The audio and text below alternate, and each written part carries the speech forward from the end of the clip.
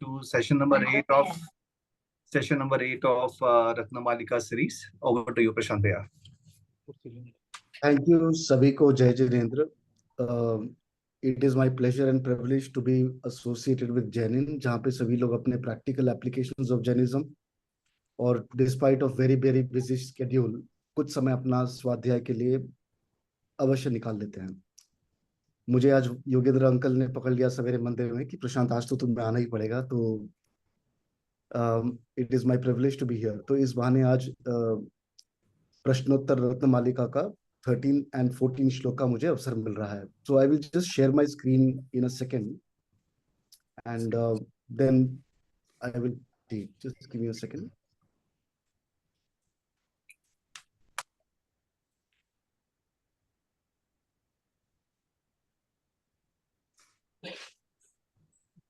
I hope the screen is now visible. हाँ जी भैया.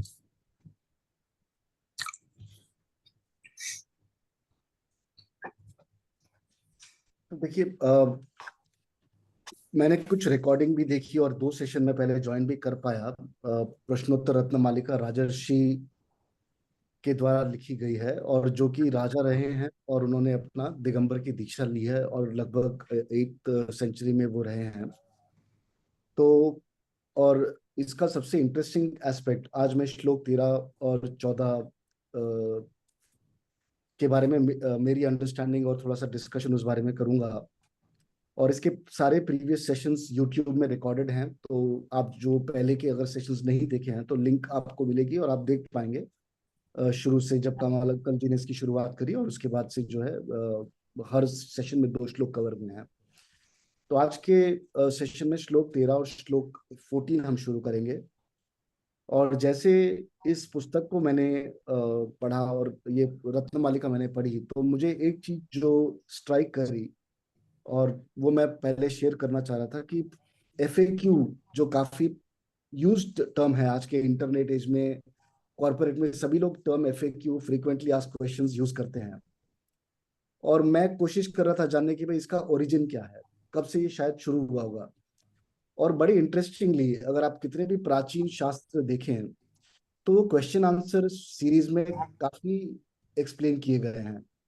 तो कहीं ना कहीं एक FAQ एक बहुत ही एंशिएंट कॉन्सेप्ट रहा होगा जो शायद जैन मुनियों ने भी यूज किया है. और मे भी हम जब सेशन कंक्लूड करेंगे तो कमल अंकल और बाकी अंकल से मैं जानना चाहूंगा कि शायद इस पे और कोई रिसर्च है और क्या हम इसकी प्राचीनता देख सकते हैं अपने शास्त्रों में. But that was one interesting concept that I found, that FAQ seemed to be a very standard format of teaching and explaining and clarifying questions in the ancient text. So this was one thought that I got when I was going through this Ratnamalika. And as we move into the, so इसमें question answer के द्वारा in my view life principles, happiness क्या है, sadness क्या है, वो covered है. तो श्लोक 13 जो है वो इस तरह से है कि को नरकः परवश्यता किम सौख्यम सर्वसंग वीरतिर्या किम सत्यम भूतहितम किम प्रेयः प्राणिनाम मसवः. तो इसमें जो है नरक क्या है, को नरकः परवशता पराधीनता विवशता वा, किम सौख्यम यानी कि सुख क्या है, या सर्व संग विशति सकल परिग्रहेभ्यो मुक्तिरवे सौख्यम, परिग्रह से मुक्त रहना सुख है. किम सत्यम सत्य क्या है, भूत हितम भूताः प्राणी गणाः तेषाम हितम संसार दुख उद्धरणम मिथ्यर्थः. तो इसमें भूत यानी कि सबके प्राण जो है वो प्यारे हैं. किम प्रेयः प्रिय वस्तु, प्राणिनाम असवः प्राणा स्वकीय प्राण वियोगम कोपि नेच्छतीत्यर्थः. तो इसका जो है नेक्स्ट पेज पे जो है मीनिंग लिखा हुआ है, क नरकः, नरक क्या है. तो पराधीन होना उसको नरक कहा गया है. तो नरक यानी कि दुख, और दुख क्या है, तो पराधीनता, इसको दुख कहते हैं. तो पराधीनता यानी कि अंडर सर्टेन कैप्टिविटी. कैप्टिविटी होना, जाने की स्लेवरी, बॉन्डेज, हॉस्टेज, प्रिजनर। तो इसमें प्रणम्य सागर जी ने टीका में एक्सप्लेन किया कि भाई कोई भी अगर मान लीजिए जैसे India was under the British rule, so we felt that we were being unfairly treated and were going through a very difficult time. इसमें एक और चीज उन्होंने एक्सप्लेन किया, पराधीन वर्सेस पराश्रित। पराश्रित यानी कि जैसे कोई भी बड़ा एमडी हो, कस्टमर कंपनी ओनर हो, वो ओनर भी कस्टमर के ऊपर डिपेंडेंट है। तो पराश्रित और पराधीन में उन्होंने अंतर समझाया कि पराधीनता जहां पे आपकी इच्छा नहीं है, जहां पे आपका मन नहीं है, उस परिस्थिति में होना पराधीनता, वो नरक और दुख का कारण है। और इंटरेस्टिंगली पराश्रित होना, जो कि that for example relationship where there is an interdependence between an employee employer, और between a husband wife, wife parent, dependency, interdependency, तो उसको उन्होंने कहा कि पराश्रितता है। और उसको आप जो है, as far as there is a fair treatment and as far as there is respect in that relationship is okay, that is not पराधीनता। तो जहां पे मन की इच्छा है, तो वो मन की इच्छा, वो कॉन्टेक्स्ट एक बाद में आता है, बट पराधीनता पे एक इंटरेस्टिंग इंसाइट मुझे एक और दिखी कि जहाँ पे पराधीनता में रिलेशनशिप में भी अगर मान आ जाए, ईगो आ जाए, तो वो पराधीनता भी दुख का कारण हो सकती है। तो इसमें मैंने आदि पुराण का एग्जाम्पल को सोचा कि शायद वो फिट करता है, और उसका शायद मुझ पर भी काफी इम्पैक्ट रहा है। आदि पुराण में जब ये कथन आता है कि भरत चक्रवर्ती जब पूरा 3 लोक की विजय प्राप्त करके वापस लौटते हैं, तो उनके 99 और भाई जो होते हैं, वो उनकी पराधीनता को स्वीकार नहीं करते हैं। वो दीक्षा लेकर के आदिनाथ भगवान के शरण में चले जाते हैं। तो एक तरह से उनको पराधीनता स्वीकार नहीं थी। उन्होंने कहा कि ठीक है, अगर आपको चाहिए तो आपको हम राज्य देते हैं, पर हम अपने आपको राज्य त्याग करके अपने आदिनाथ भगवान के चरणों में चले जाएंगे। और जब वही बाहुबली जी की का टर्न आता है, तो उनको लगता है कि नहीं, मुझे आपकी पराधीनता स्वीकार नहीं है। और उस वहीं पे रिलेशनशिप है जहाँ की शायद पराश्रित थे, पर वो पराधीनता में जब कन्वर्ट होने लगी, तो उस रिलेशनशिप में दुख हुआ। और फिर फाइनली उन दोनों के बीच में वॉरफेयर हुआ, 3 टाइप का वॉरफेयर में फाइनली बाहुबली भगवान को लगा कि यार ये क्या हुआ कि एक नश्वर चीज के लिए भी मैं इस तरह से हट कर रहा हूँ, और उन्होंने फिर दीक्षा ले ली।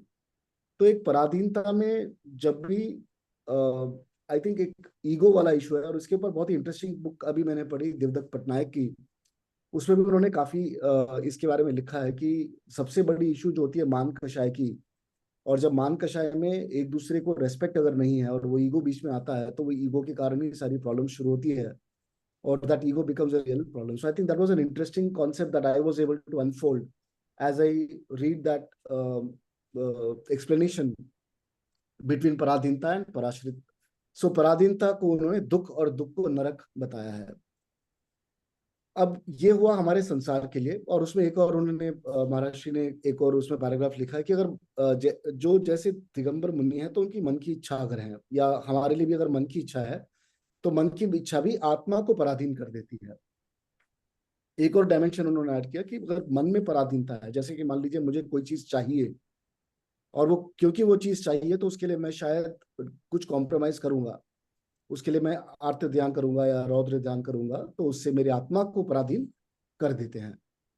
तो और अगर मुनि महाराज का कॉन्टेक्स्ट ले, तो मुनि महाराज ने तो सब कुछ त्याग कर दिया है, वो स्वाधीन है। पर जब वो आहार के लिए निकलते हैं, तब वो वापस एक क्षण के लिए अपनी पराधीनता को महसूस करते हैं, और फिर वो प्रवचन आदि के द्वारा उसका निवारण करते हैं। That was an interesting insight कि पराधीनता और मन की इच्छा को भी उस कैटेगरी में लिया जा सकता है। तो ये था एक क्वेश्चन। इसमें 4 क्वेश्चंस हैं श्लोक में। पहला था नरक क्या है, दुख क्या है, और उसका ये टॉपिक अभी हमने कवर किया। तो सेकंड क्वेश्चन इसमें है सुख क्या है।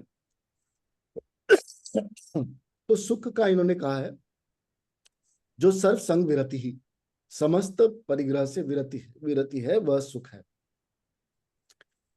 तो परिग्रह का 10, तो संघ का एक्सप्लेनेशन है, और वो संघ का एक्सप्लेनेशन है 10 तरह के संघ होते हैं जो परिग्रह में आते हैं। क्षेत्र, वास्तु, धन धान्य, हिरण्य, सुवर्ण, दासी दास, कूप्य और भांड।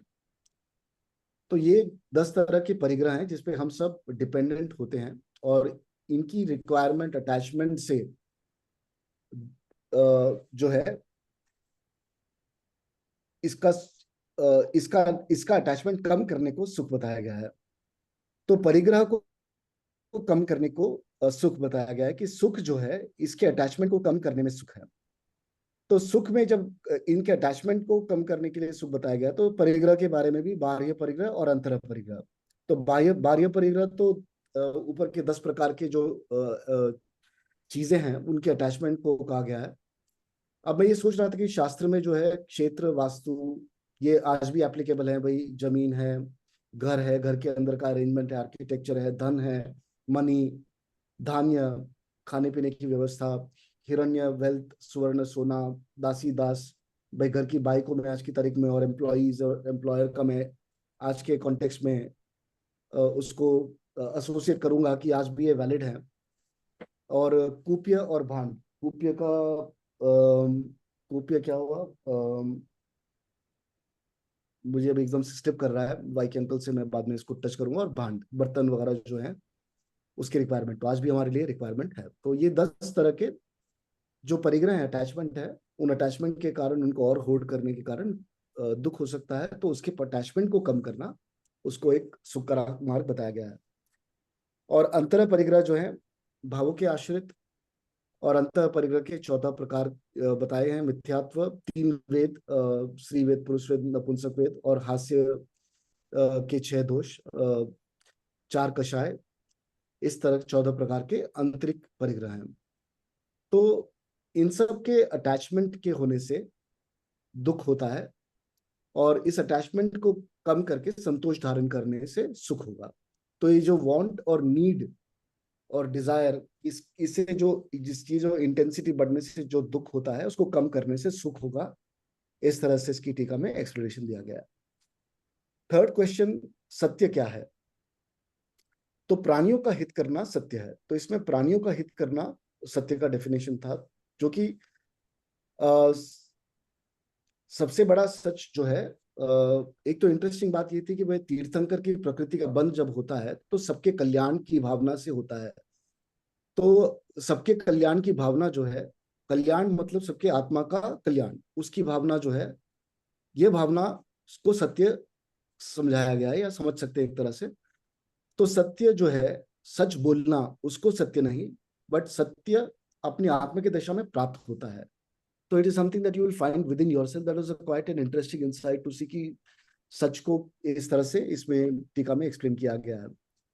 तो मन वचन काय से किसी का अहित नहीं करना, इसी को सत्य कहा गया है। किसी की आत्मा का अहित नहीं करना, किसी की आत्मा को दुख नहीं पहुंचाना, और किसी दुख को चारित्र से भी अगर मानने, जैसे कि हमारे पैर हिलाने से, किसी चींटी, किसी और जीव की हिंसा करने से भी किसी का दुख हो सकता है। तो उस दुख को भी, उसको भी नहीं करना, इसको भी सच के डेफिनेशन में बताया गया है। और इस तरह से अगर देखा जाए तो चारित्र जो है, चारित्र को भी, जो शुभ चारित्र को भी सच की डेफिनेशन में लिया गया है। तो it was an interesting definition कि सत्य क्या है। सभी प्राणी मात्र का हित, और किसी का अहित नहीं करना, आत्मा को क्लेश नहीं पहुंचाना। और उस तरह से, एक तरह से देखा जाए तो वेजिटेरियनिज्म वगैरह भी सत्य की डेफिनेशन में आता है। इसमें फोर्थ क्वेश्चन था कि प्रिय वस्तु क्या है? तो प्रिय वस्तु, सबसे प्रिय प्राणियों को अपने प्राण। तो सबसे इंटरेस्टिंग बात आज सवेरे ही सुन रहा था मैं, वाई के अंकल मंदिर में बता रहे थे, जो कि शायद यहाँ पे एप्लीकेबल भी देख रहा हूं मैं, कि सबसे ज्यादा कषाय किसी की होती है तो आत्महत्या करने में होती है, कि अपनी आत्मा, जिससे सबसे ज्यादा प्यार किसी को होता है, उसका घात करने में सबसे ज्यादा कषाय होती है, और उसका डेफिनेटली नरक का बंध होता है। तो इसको ऐसे समझेंगे कि सबसे ज्यादा प्रिय सबको अपनी प्राण होती है। तो आहार, भय, मैथुन, श्वासोश्वास, तो भय जो है एक इंद्रिय जीव को, और निगोदी सभी इंद्रियों को, अमीबा, वायरस, सबको अपनी लाइफ प्यारी है, और कोई भी अपने प्राणी अपने प्राण का हित रखता है, और सबसे ज्यादा प्रिय और सबसे ज्यादा प्यारी सबको अपनी प्राण होती है। तो काफी तो किसी का वध नहीं करना, भाव हिंसा से भी बचना। तो किसी की भाव हिंसा यानी कि किसी को फांसी हो जाए, किसी का बुरा हो जाए, इस तरह की भाव हिंसा से भी बचना। और कम से कम अणुव्रत को धारण करना और धर्म का फॉलो करना। तो इस तरह से प्रिय क्या है, प्रिय वस्तु क्या है, तो प्राणियों को अपने प्राण सबसे प्रिय होते हैं। ये एक फोर्थ इसमें क्वेश्चन आंसर किया गया। अब चलते हैं नेक्स्ट श्लोक 14 की ओर। किम दानमनाकांक्षम किम मित्रम यन्निवर्तयति पापात् कोलम कारः शीलम किम वाचाम मंडनम सत्यम। तो दानम किम अनाकांक्षा मतलब बिना कांक्षा के ध्यान, या बिना ख्याति ख्याति सम्मान यशः प्राप्ति अर्थ यद्यते तन्न दान मुच्यते तेन अनाकांक्षा नाम दानम। किसी आकांक्षा के बिना दान करने को दान। किम मित्रम, मित्र कौन, यद पापात हिंसादि पंच प्रकारात निवर्तयति दूरी करोति तदेव। कह अलंकार आभरणम। तो ऊपर आ गया दोस्त कौन, तो पाप और हिंसा से जो आपको बचाए, आपकी आत्मा को बचाए, वो आपका मित्र। और अलंकार आभरणम, अलंकार आभरण क्या है, आपका ज्वेलरी क्या है, आपकी शोभा क्या है, तो शील, शील ब्रह्मचर्यम। आपका आप जो है आभूषण जो है वो शील है, ब्रह्मचर्य व्रत आपका आभूषण है, आत्मा का आभूषण है।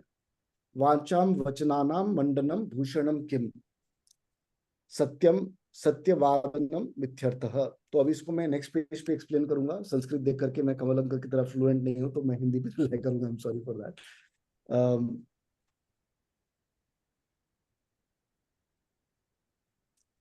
Moving to next page. तो दान किम, तो दान क्या है, जो जिसमें कोई एक्सपेक्टेशन नहीं है। अगर कोई एक्सपेक्टेशन हो कि दान में यश मिल जाए, दान करने से मुझे, डोनेशन करने से बच्चे को एडमिशन मिल जाए, तो वो डोनेशन या दान की कैटेगरी में नहीं आएगा। वो ट्रांजैक्शन या डील हो जाएगा, ट्रेड हो जाएगा, तो उसको दान की कैटेगरी में नहीं कंसीडर किया जाएगा। आकांक्षा से रहित होना, होकर के देना ही उसको दान की कैटेगरी में बताया गया है। और दान का उद्देश्य लोभ कषाय का त्याग। तो लोभ कषाय को कम करना और त्याग। तो एक एक मेरे माइंड में हमेशा दुविधा रहती थी कि दान चार प्रकार का नॉर्मली बताया जाता है: आहार दान, अभय दान, औषध दान और शास्त्र दान, ज्ञान दान। तो ये चार दान में पैसे का दान कभी नहीं आता है। तो जब मुझे लगता था कि भाई पैसे का दान अगर नहीं आता है तो मंदिर में बोलियां क्यों बोली जाती है, और हम क्यों पैसे की डोनेशन करके अपने को दान में काउंट करते हैं। दान तो हमेशा की डेफिनेशन में चार ही दान आते हैं, जो कि आहार दान, अभय दान, औषध दान और शास्त्र दान। तो इसमें महाराज ने एक और एक्सप्लेनेशन दिया है कि लोभ कषाय को त्याग करना और अपनी लोभ कषाय की आसक्ति का त्याग करना ही एक, वो भी दान है। और दान पूजा भी एक श्रावक का मुख्य धर्म है।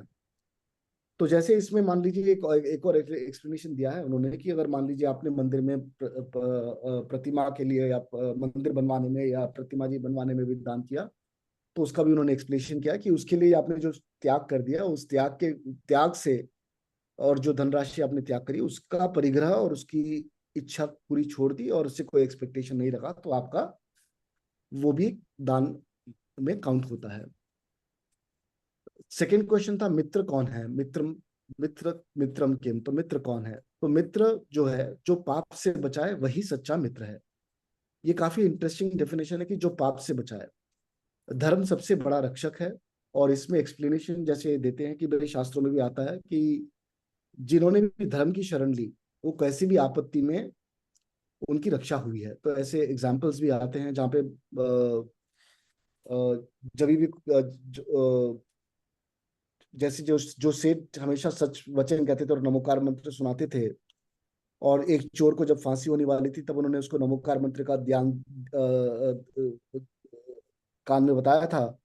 और उसके बाद राजा को लगा पता नहीं ये चोर से मिला हुआ है, तो राजा ने उनको दंड देना चाहा, पर वही तभी वो चोर जो है देव बन करके उनकी रक्षा करने आ गया। तो इस तरह से धर्म जो है जब मित्र ऐसे मित्र हैं जो आपको पाप से बचाएं, और ऐसे पाप को बचाने से अपना धर्म बढ़ता है और धर्म से अपनी रक्षा भी होती है। तो एक इंटरेस्टिंग इसमें एस्पेक्ट था। आभूषण क्या है, नेक्स्ट क्वेश्चन था। तो आभूषण जो है, सबसे बड़ा आभूषण आत्मा के लिए शील बताया गया है, और हमारे लिए शील ब्रह्मचर्य जो है, सेलिबसी, इस सबसे बड़ा आभूषण बताया गया है। तो सबसे ज्यादा जो है इसमें एक इंटरेस्टिंग डेफिनेशन है, जहां पर मुझे लगता है कि एक डिलेमा और डिबेट हमेशा रहता है। कहीं से जब हम ड्रेसिंग के ऊपर काफी स्ट्रेस है कि भाई जब आप ड्रेस कर रहे हो तो आपकी dressing, is it instigating, is it creating कि किसी के माइंड में डिस्टर्बेंस, या फिर आप अपने भाव क्या उस समय रखते हैं और आप किस तरह से अपने आप को पेश करते हैं। ये बहुत इंपॉर्टेंट है सभी के लिए। और so that is where we have to be, विवेक रखने के लिए कहा गया कि भाई आप अपना विवेक रखिए कि आप किस चीज के लिए तैयार हो रहे हैं, कैसे तैयार हो रहे हैं, अपने करना चाहते हैं, ताकि अपने शील धर्म की रक्षा और अपने आत्म का कवच जो है वह बन जाए। और बहुत ही स्ट्रांगली कई बार ऐसे पढ़ने में आ रहा है कि आत्मा के पास जाना, यानी कि ब्रह्म के पास जाना, तो ब्रह्मचर्य एक बहुत इंपॉर्टेंट मेथड है, और भोग आत्मा से दूर ले जाता है। तो दोनों में एक completely diametrically opposite and result मिलता है। इसलिए अगर आत्मा के करीब जाना है तो ब्रह्म वचन और ब्रह्म कवच को धारण करना चाहिए, ऐसा इसमें समझ में आ रहा है। और नेक्स्ट, जैसे अगर अपना कवच या आभूषण जो है शील है, तो वचन का आभूषण क्या है? तो वचन का आभूषण जो है सत्य बताया गया है। तो सत्य की डेफिनेशन हमने पहले वाले श्लोक में पढ़ी थी। और अगर वचन का आभूषण क्या है, तो वचन का आभूषण सत्य है। तो हितमित प्रिय वचन कहना, और अधिक नहीं बोलना, और अपनी आत्म प्रशंसा नहीं करना, और बोलने में विवेक धारण करना, और सत्य वचन कहना, वही वचन का आभूषण है। तो इंटरेस्टिंगली कई बार ऐसा देखा जाता है कि सेल्स में नॉर्मली बहुत ही लोग समझते हैं कि कम्युनिकेशन स्किल सबसे इंपॉर्टेंट है, और सेल्स में अगर आपका काम है तो आपको जाकर के बोलना है। तो इसमें मैंने एक इंटरेस्टिंग चीज सीखी अपने करियर में, कि मैं इंट्रोवर्ट था और मेरे से बहुत ज्यादा बोला नहीं जाता था। पहले जब मैंने करियर शुरू किया मैं बहुत चुप रहता था, पर जब मैं कस्टमर के पास जाता था, मैं चुप रहता था तो उनको बोलने का मौका मिलता था, और उनके बोलने से मैं अच्छा लिसनर बन जाता था कि उनको क्या चाहिए, उनकी प्रॉब्लम स्टेटमेंट क्या है, और मैं उनके लिए अच्छे सोल्यूशन दे सकता था। तो कई बार ये लोगों को गलत फहमी रहती है कि भाई सेल्स में अगर आपको, तो आपको बहुत बोलना चाहिए, बहुत कम्युनिकेशन स्किल्स अच्छी होनी चाहिए, आपको सामने वाले को इम्प्रेस कर देना चाहिए। But actually listening is a more important skill than speaking. तो एक तरह से वचन का विवेक एक बहुत ही इंपॉर्टेंट स्किल है, और एक करियर के ग्रोथ में, प्रोग्रेशन में ये स्किल बहुत क्रिटिकल होती है। और जो रेस्पेक्ट नॉर्मली मिलता है, वो जो बंदा अपनी बात तोल करके बोलता है, उसी को मैक्सिमम रेस्पेक्ट मिलता है। और इनफैक्ट मैं जब अपने एम्प्लॉयज को भी ट्रेन करता हूँ तो मैं उनको प्रैक्टिकली यही बोलता हूँ कि देखो, मूवी स्टार में अगर मान लो अमिताभ बच्चन है, तो if you have to close your eyes and think about one thing, what you would really want to recall is his communication, the way he communicates. तो the way he articulates, the way he has command over voice modulation, etc. तो ये consciously awareness के साथ और विवेक के साथ और हित में प्रिय वचन बोलना सत्य की डेफिनेशन है। ये एक अच्छी तरह से हम इसको एसोसिएट कर सकते हैं कि ये लाइफ, ये मेरे कुछ थॉट्स थे श्लोक 13 और श्लोक 14 के, जो मैंने कुछ रीडिंग करके प्रस्तुत किए हैं। और अब अपनी आवाज को मैं यहीं पे विराम देता हूँ, और वाईके अंकल, कमल अंकल, आप लोगों के क्वेश्चंस कमेंट्स के लिए, और उसके बाद और कोई चर्चा होगी तो मैं भी सीखना चाहूंगा और अपने ज्ञान को इससे वर्धन करना चाहूंगा। तो thank you for the opportunity. It was a pleasure to read the document, and over to you, Kamal uncle, Yogendra uncle. Thank you, भैया। कमल अंकल, your thoughts please.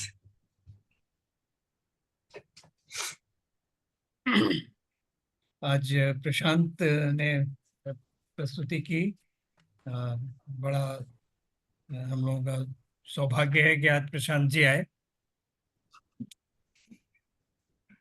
मुश्किल से ही पकड़ में आते हैं तो इसलिए बहुत ही ध्यान देकर सुना, बहुत सारगर्भित और बहुत सक्सेंट प्रेजेंटेशन था उनका। कुछ विशेष मुझे इसमें जोड़ना नहीं है। एक दो बातें मैं कहना चाहूँगा। एक तो जो पहला ही है, पहले श्लोक में, 13वें श्लोक में जो पहला प्रश्न है, तो उसमें पराधीनता को नरक बताया है ना।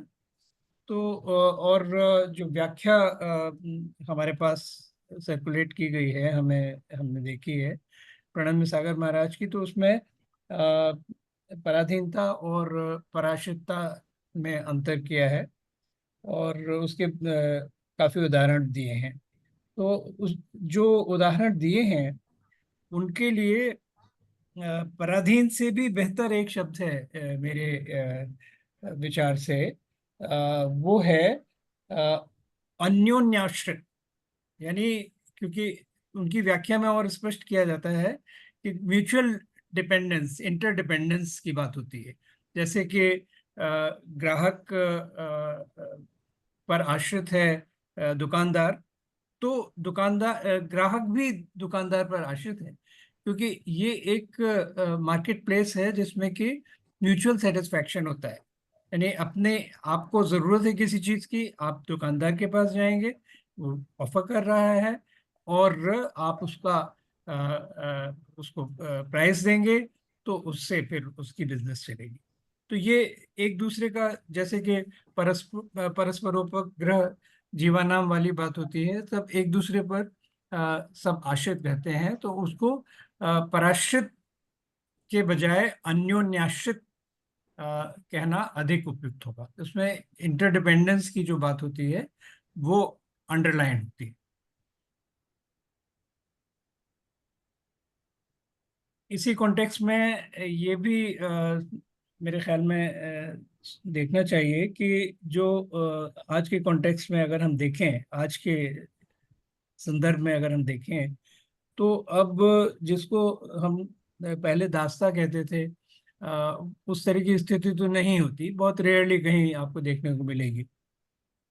लेकिन एक प्रवृत्ति होती है कि दूसरों पर शासन करें, यानी सब कुछ अपनी मर्जी से हो, हमारी मर्जी से हो, दूसरे लोग सब हमारी मर्जी से चलें और उनके जो अहम फैसले हैं वो हम लें, हमसे बिना पूछे ना किए जाएं। इसीलिए आप देखेंगे फैमिलीज में भी जो कॉन्फ्लिक्ट होते हैं, या किसी भी एक बिजनेस एनवायरनमेंट में, एक कॉरपोरेट एनवायरनमेंट में भी बहुत सारी कॉन्फ्लिक्ट होती हैं, उसमें इसी यही होती है, यानी एक पावर गेम की तरह से हो जाता है। तो एक बड़ा सुंदर इसमें मुझे एक गाथा मिली समर्थोत्तम में, वो मैं सुनाता हूं आपको। तुमम से नाम सचेव जम हंतव्यम तिमन्नसि, तुमम से नाम चेव जम अज्जावेयव्यम तिमन्नसि। मतलब ये कि इसमें कोई संदेह नहीं कि तू वही है जिसे तू मारे जाने के योग्य समझता है, और निसंदेह तू वही है जिसे तू शासित करने योग्य समझता है। मतलब ये हुआ कि अगर आप किसी को मारे जाने के काबिल समझते हैं, तो आप अपने आप को उस फेट से अलग नहीं कर सकते। वही आपका भी फेट हो रहा है, क्योंकि आप भी मारे जा रहे हैं। अगर आप किसी को मारने की कल्पना करते हैं, मारने का संकल्प करते हैं, तो आप अपना भी वध करते हैं। तो ये महावीर स्वामी की बहुत प्रसिद्ध उक्ति है, जीव वहो अप वहो, जीव दया अपनो दया होई, ता सब जीव हिंसा परिषत्ता अत्त कामे ही। मतलब ये हुआ कि किसी भी जीव का वध करना अपना वध करना है, और जीव दया अपने ऊपर ही आप दया करते हैं जब आप जीव दया करते हैं। इसलिए सब तरह की जीव हिंसा को जो आप्त काम है, जिन्होंने ये सेल्फ रियलाइजेशन कर लिया है, वो छोड़ देते हैं। तो यहाँ पर एसेंशियल बात है कि एक यूनिटी है सबकी। यानी अगर हम ये माने कि जितने भी जीव हैं, चूंकि उनमें आत्म तत्व तो उसी तरह का है जैसा कि हमारे अंदर है, तो इस तरह से एकत्व तो हो गया। तो जो हम उनके साथ करते हैं वो अपने अपने साथ भी होता है साथ ही साथ, क्योंकि हम इनएलिएनेबल हैं, उनसे सेपरेट नहीं किए जा सकते। अहिंसा की ये एक बहुत ही विशिष्ट परिकल्पना है, अवधारणा है, जो कि आपको जैन धर्म में मिलेगी।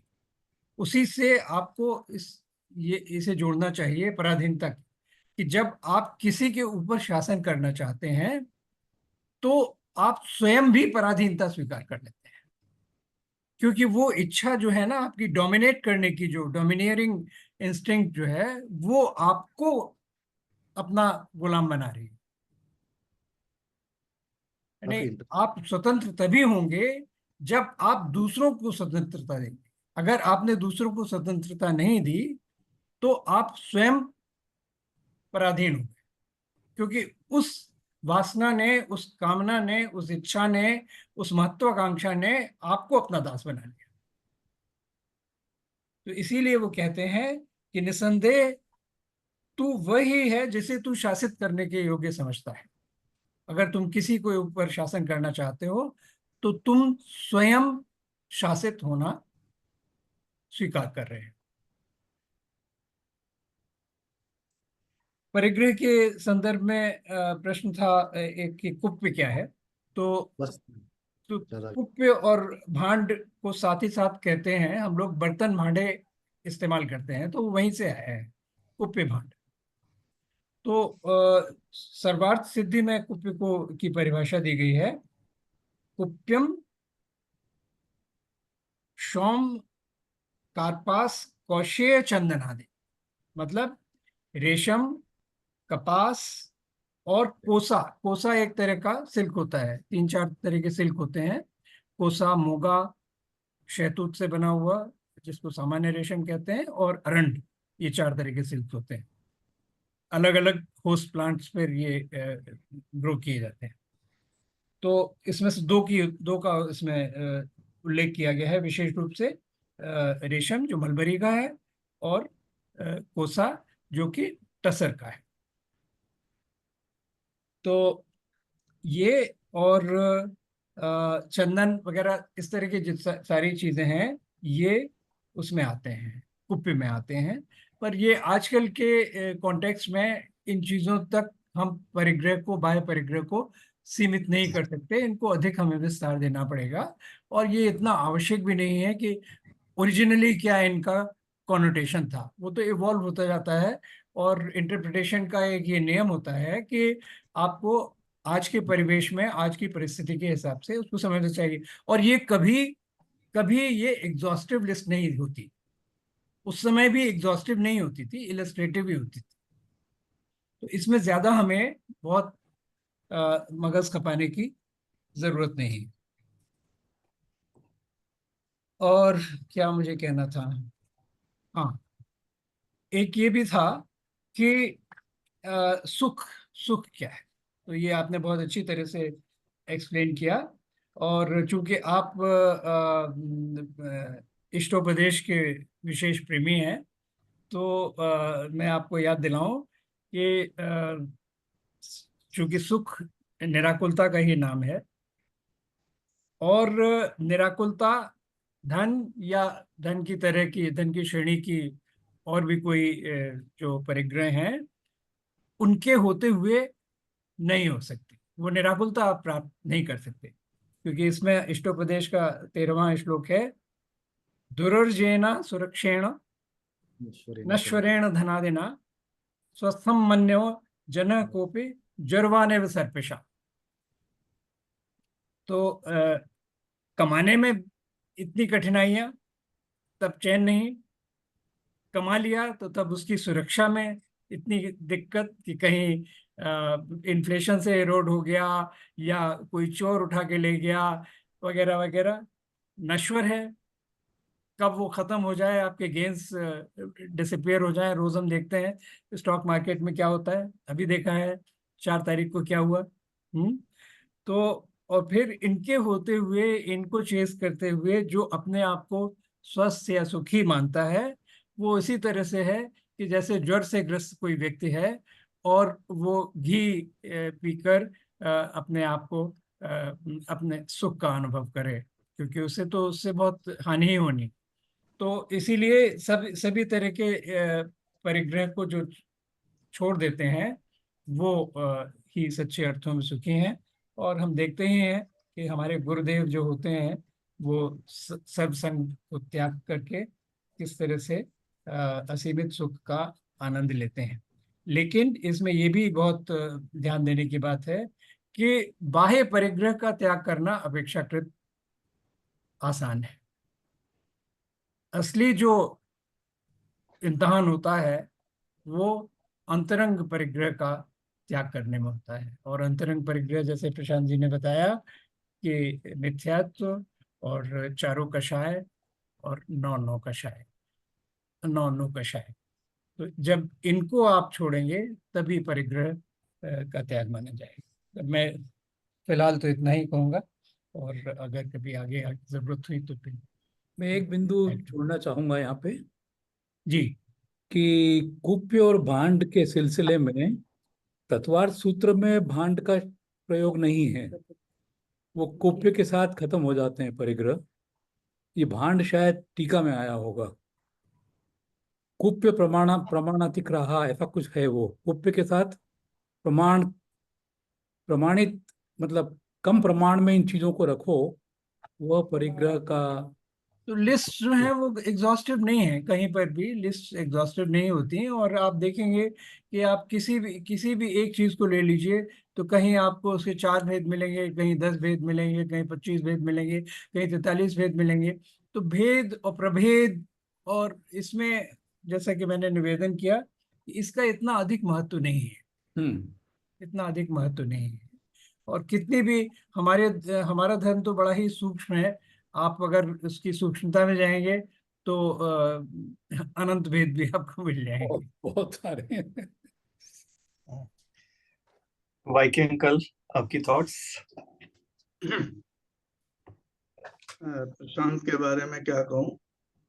प्रशांत से तो मेरा बहुत पुराना बड़ौदा से संबंध, और एक और संबंध है इनका मेरे से कि मैं जब रेलवेज में था, मैं सीमेंस से ही डील करता था, और प्रशांत सीमेंस में बहुत समय रहे थे। अब देखिए, फॉर्चुनेटली मैं नोएडा मैं हूँ, और प्रशांत मेरे पड़ोसी हैं, और रोज मंदिर जाते में ये अपने बंडी और पजामे में सफेद धवल जाते हैं, और वहां पर पीले वस्त्र पहन के अभिषेक और पूजा करते हैं हमारे साथ, और कभी कभी हमारे स्वाध्याय में आते हैं। बहुत अच्छा लगता है। और इनके साथ में इनकी पत्नी निधि, इसके बारे में मैं बताऊं, ये रोजाना स्वाध्याय घर पे दोनों मिलके करते हैं। और उसके लिए क्षमा साहब महाराज कहा करते थे कि कौन कहता है कि समूशरण आज पंचम काल में नहीं होती। जिस घर में पति पत्नी साथ बैठ के स्वाध्याय करते हो, वो घर समूशरण ही है। तो प्रशांत से तो बहुत सारी चीजें जुड़ी हुई है मेरी। एक मैं पॉइंट क्लियर करूंगा कि चक्रवर्ती 6 खंडों की विजय करता है, उसके बाद वो 6 खंड की विजय लेके आता है। कुप्प के बारे में क्षमा साहब महाराज ने जब हम लोगों को वो दिया अणुव्रत, उस समय इसका मीनिंग उन्होंने कपड़े बताए। कपड़े कुप्प में, खंड बर्तनों। अब अपन कुछ पॉइंट्स पे आए। गुरुजनों की जो चीजें हैं कुछ और मेरे अनुभव हैं। अधम नौकरी कहा जाता था, उस पर मैं डाइजेस्ट नहीं कर पाता था इस बात को कि मैं अपनी नौकरी पूरी ईमानदारी और निष्ठा से कर रहा हूं, इसे अधम क्यों कहा गया। जो पराधीनता की बात आ रही है, उस पर मुझे ये पॉइंट ध्यान आ रहा है। तब मुझे ध्यान आया कि जब मेरे करियर के वॉलंटरी लेने के पिछले, उससे पहले 3-4 वर्ष बीते, उसमें मैंने रियलाइज किया कि ये नौकरी अधम है, चाकरी अधम है। कैसे? कि मेरा जो टेक्निकल हेड थे, मैं उनका नंबर 2 था, उनको सीमेंस ने लिफ्ट नहीं दी, और वो एबीपी ज्वाइन करना चाह रहे थे। उन्होंने मेरे आखिरी 3-4 साल मेरी इच्छा के विरुद्ध एक डिसीजन लिया कि सारे सर्किट चेंज करके हम एबीबी के बनाएंगे और एबीबी का इक्विपमेंट लाएंगे। क्यों? ये सब क्लियर था कि रिटायरमेंट के बाद वो सारे उनकी कॉपियां ले जाके एबीबी के काम करेंगे और उनके हेड बनेंगे सिग्नलिंग पे। और यही हुआ। और मुझे इतना अखरता था, लेकिन मैं कुछ नहीं कर पाता था उस लाचारी से। मैं तब मुझे ध्यान आया कि चाकरी अधम क्यों है। तो ये पराधीनता है, इसीलिए अपने आचार्य भगवानों ने चाकरी को अधम माना। दूसरा, जैन दर्शन में आत्म स्वतंत्रता को बहुत महत्व दिया। यही है वो कि मैं किसी के पराधीन नहीं हूँ, मैं भगवान के भी पराधीन नहीं हूँ। एक लिमिट तक मैं गुरु और भगवान को अपना गाइड मानूंगा, उसके बाद उनको भी छोड़ दूंगा और मेरी आत्मा भगवान बनने के लिए पूरी तरह से स्वतंत्र है।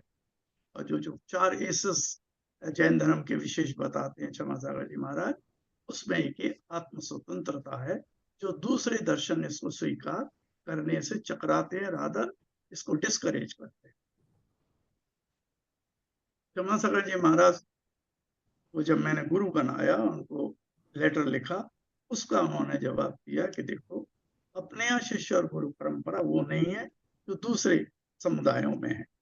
हमारे यहाँ ये है कि जब तक तुमको लगे कि मैं तुमको धर्म की राह पे चला रहा हूँ, मैं खुद उस पे चल रहा हूँ, तब तक तुम मुझे गुरु मानोगे, और तभी तक मैं तुमको शिष्य मानूंगा जब तक तुम धर्म पे चलो। 1-2 बार मैं तुमको आगाह करूंगा और नहीं मानोगे तो मैं तुमको छोड़ दूंगा। और तुम मेरे पहले आदमी होने चाहिए जो मुझे छोड़कर जाओगे यदि तुम देखो कि मैं धर्म की राह से हट गया। तो गुरु और शिष्य में हमारे यहाँ कोई पराधीनता नहीं है, दोनों इंडिपेंडेंट हैं, एक दूसरे के जब तक पूरक हैं तब तक अपन शिष्य और गुरु हैं, अदरवाइज सब चले जाएं, अलग हो जाएं। परिग्रह अगला जो पॉइंट है, सुख किस्म परिग्रह। तो परिग्रह को कम करने का एक बड़ा सरल तरीका ये बताया कि पहले अचित्त को कम करें। 2 तरह के परिग्रह हैं हमारे पास, अचित्त और सचित्त। सचित्त को कम करना मुश्किल है, यानी कि मेरे बेटे, पत्नी, भाई, बहन आदि, पर अचित्त को करना इजी है। तो इसकी जो सीक्वेंस बनेगी वो ये बनेगी, पहले अचित्त को हम अटेम्प्ट करेंगे और फिर उसके बाद में सचित्त को करेंगे, जो मुनिराज कर पाते हैं। तो अचित में आ गया सोना, चांदी, पैसा, प्रॉपर्टी। हाँ, सोना चांदी। इसके बाद ये जो पराधीनता की सारी बात थी, उसमें एक बहुत इंटरेस्टिंग चीज मुझे थी कि गृहिणी जो हमारी होती हैं आज की तारीख में, ज्यादातर सेवकाओं के अधीन होती है। तो हमारे वहाँ स्वाध्याय में एक बहन यहाँ तक कह देती थी, कहती है फ्रेंकली, ओपनली, कि मैं अपनी सेवकाओं के इतना ध्यान और उनकी सेवा करती हूँ जितनी मैं अपनी सास की भी नहीं करती। ओपनली कहती है, और ये फैक्ट काफी हद तक सही है और देखा जाता है। सुधासागर जी महाराज क्या बोलते हैं, असंयमी पराधीन है, संयमी ही स्वाधीन है। इसीलिए इच्छा निरोध तपा कहा, और आचार्य श्री ने उसको थोड़ा मॉडिफाई करके और अपेक्षा निरोधा तपा। हम जब तक किसी से अपेक्षा रखेंगे या इच्छा रखेंगे तब तक हमारा तप नहीं होगा, उसको अपन को कंट्रोल करेंगे तो हमारा तप होगा। मालकियत की जो कमल भाई ने बात कही, उस पर एक कथा आती है कि सास बहू थी, सास हमेशा उनको कुछ देती थी, फकीर को एक को, और एक दफा सास कहीं गई हुई थी, घर में कुछ भी नहीं था, बहू ने मना कर दिया, भाई घर में कुछ भी नहीं है, तुम जाओ। वो जब लौट के जा रहा था तो उधर से सास मंदिर से लौट रही थी, उन्होंने कहा क्या हुआ? बोले बहू ने मना कर दिया, कुछ भी नहीं। बोले अच्छा चलो वापस। वो बड़े खुशी खुशी बेचारा वापस आया कि कुछ मिलेगा, घर में आकर उसने बोला घर में कुछ नहीं है, तुम वापस जाओ। अरे बोले तो लेके क्यों आए?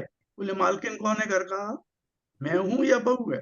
बहू कैसे कह सकती है कि घर में कोई नहीं? तो ये जो कमल भाई कह रहे थे कि मालकियत की लड़ाई, सासू अपने को मालकिन समझती हैं, इसलिए वो ये भी स्वीकार करने को तैयार नहीं थी कि घर में कुछ नहीं है, ये बहू ने कह दिया तो उनको स्वीकार हो जाए। परिग्रह, परिग्रह में एक बहुत अच्छा एग्जाम्पल महाराज जी दिया करते थे कि जो 5 पाप हैं, हिंसा, झूठ, चोरी, कुशील और परिग्रह, इसको 4 दीवार मानो। हिंसा, झूठ, चोरी और कुशील, और परिग्रह को छत मानो। अगर वो छत इतनी मोटी हो गई कि चारों ओर से झेल नहीं पाएंगी, तो चारों कोलैप्स हो जाएंगे और आपके जीवन में चारों आ जाएंगी और परिग्रह उनको सबको सत्यानाश कर देगी आपके जीवन में। ब्रह्म सागर जी अपने गुरु आचार्य श्री के बारे में कहा करते हैं कि आचार्य श्री के पास सिर्फ एक परिग्रह है और वो है उनकी आत्मा।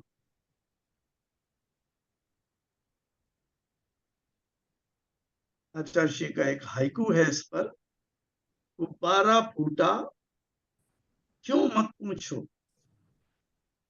लाया क्यों था। हम लोग परिग्रह जमा करते जाते हैं और जब वो फूटता है, परेशानी होती है, तब हम दुखी होते हैं और हमको ये सोचना चाहिए कि गुब्बारा फुलाया क्यों था। दूसरी जगह आचार्य श्री कहते हैं, हाथ में इतने पत्ते रखो कि उन्हें संभाल सको, गिरे नहीं तुम्हारे हाथ से। अगर गिरेंगे तो तुम्हें झुकना पड़ेगा, जमीन पर से उठाना पड़ेगा। परिग्रह उतनी रखें जितनी हम संभाल सकते।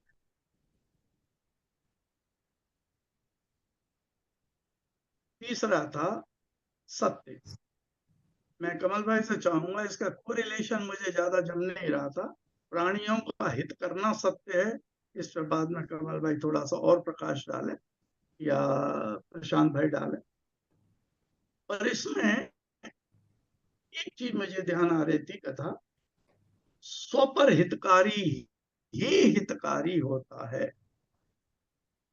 आचार्य महाराज का ये स्लोगन है। और इस पर एक कथा भी आती है कि गांव में सब लोग बड़े स्वस्थ थे, उनको अवार्ड देने की जब सेरेमनी चल रही थी तो देखा एक उधर से मरियल सा आदमी आ रहा है। उन्होंने पूछा भाई ये कौन है? बोले इस गांव का ही डॉक्टर है। यानी सबको तो स्वस्थ रखता था और उस दूसरों के चक्कर में खुद अस्वस्थ रहता था। उस पर आचार्य श्री का ये रहता है, स्व पर हितकारी ही सही माने में हितकारी माना जाए। प्रिय, ये प्राणी शब्द जो है ये इस प्राण से ही बना, यानी प्राणवान, वो प्राणी। तो सबको अपना प्राण सबसे ज्यादा प्रिय होता है। और जैसी प्रशांत ने भाव हिंसा की बात कही, वो एक अपन सावधानी बरतें कि हमारे जब हमारे सैनिक मरते हैं, हम उनको शहीद कहते हैं, और सामने दुश्मन के जब मरते हैं हम खुश होते हैं, तो कम से कम खुश न हो, नहीं तो हमारी अननेसेसरीली भाव हिंसा का दोष हमारे को लग जाए। 14वां, दान। ब्रह्म सागर जी का एक मैं अभी पढ़ रहा था, दान और देने में फर्क क्या है। दान होता है सुवस्तु का, अच्छी वस्तु। देना कुछ भी, अच्छी बुरी किसी भी चीज को अपन दे सकते। दान के बारे में चांद ने बताया कि लोभ कम करता है, त्याग की भावना आती है, इसके साथ साथ पाप का प्रक्षालन बढ़ता है। हम जितनी भी कमाई करते हैं उनमें कहीं ना कहीं पाप तो ऐड हो ही जाता है। उसके प्रक्षालन के लिए हमको दान करना चाहिए। महाराज जी कहा करते थे, कूड़ा निकालते समय कभी तुम्हें घमंड हुआ? तुमने ये सोचा ये आवश्यक था। इसी तरह दान भी आवश्यक है। दूसरा प्रश्न, मित्र कौन, जो पाप को रोके, इसीलिए इनको कहा गया कल्याण मित्र। एक प्रशांत ने धन की बात कही थी, धन से एक और उसका पॉइंट निकलेगा कि धन से ही अपन बाकी चीजों को कर पाते हैं, इसलिए धन के दान को आहार दान में भी लाया जा सकता है, औषधि दान में भी, अभय दान में भी। आभूषण, शील, ब्रह्मचर्य 10वां धर्म, उससे पहले जो 9 है, जो 9 उसी की बाढ़ है। तो मुख्य है अपना शील, और इन 9 बाणों को दूसरी तरह से भी आचार्य भगवानों ने कहा है, वो है मन वचन काय ब्रैकेट में इंटू कृत कारित अनुमोदना दूसरे ब्रैकेट में, तो 3 इंटू 3, ये भी 9 है शील की बाढ़। मतलब मन वचन काय सबसे करें, कृत कारित अनुमोदना से अपन अपनी शील की रक्षा करें, तो ही वो परफेक्ट शील हो। वचन का आभूषण सत्य।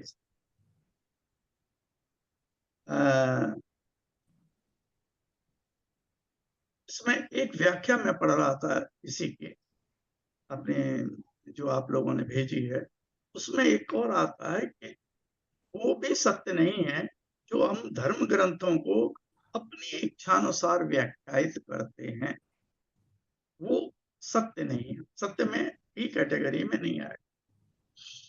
क्षमासागर जी महाराज सत्य के बारे में कहते थे कि सत्य कभी कड़वा नहीं होता, जबकि कहा जाता है सत्य हमेशा कड़वा होता है, और वो उसको एक्सप्लेन करते थे कि सत्य कड़वा नहीं, पर हम अपनी कषायों के एनवलप में सत्य को रख के पास ऑन करते हैं, वो हमको कड़वा लगता है। आगे कहा, सत्य कठिन नहीं होता, सरल होता है, लेकिन चूंकि हम सरल नहीं हो पाते, इसलिए सत्य हमारे जीवन में आ नहीं पाता। 4 ज्ञानों के धारक तीर्थंकर भगवान जब तक केवल ज्ञान नहीं हो जाता, तब तक बोलते नहीं है, मौन रहते हैं, क्योंकि वो सत्य बोलना चाहते हैं तभी जब उनको 5वां यानी केवल ज्ञान प्राप्त हो जाए। क्षमासागर जी महाराज की एक कथा आखिर में, कान्हा राजा वाली, एक कान्हा राजा था, उसने अपनी पेंटिंग बनाने के लिए 3 पेंटर्स को बुलाया और कहा मेरी पेंटिंग बनाओ। पहले ने बनाई, दोनों सुंदर सुंदर आंखें दिखाई, बोले सुंदर तो है पर सत्य नहीं। दूसरे ने एक आंख जैसी थी वैसी दिखाई, बोले सुंदर नहीं है पर सत्य है। तीसरे ने उनको एम लेते हुए दिखाया तीर कमान से, जिसमें एक आंख बंद थी एक खुली थी, बोले ये सत्य भी है और प्रिय भी। जैसा प्रशांत ने कहा, हमको सत्य, हित और मित्र प्रिय बोलना चाहिए, वही सत्य हो।